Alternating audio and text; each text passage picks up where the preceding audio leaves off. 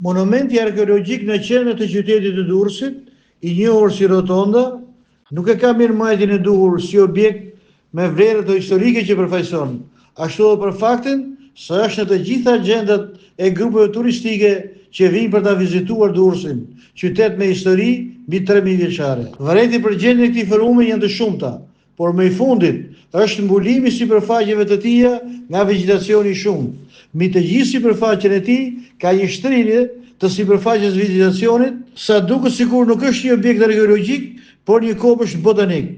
Kjo ndodh kur qyteti i Durrësit po zbukurohet me drita dhe ngjyra të improvizuara për të krijuar një atmosferë festive për banorët e vet, por edhe për turistët e shumtë që pritet të vinë në ditën e ndërrimit të viteve.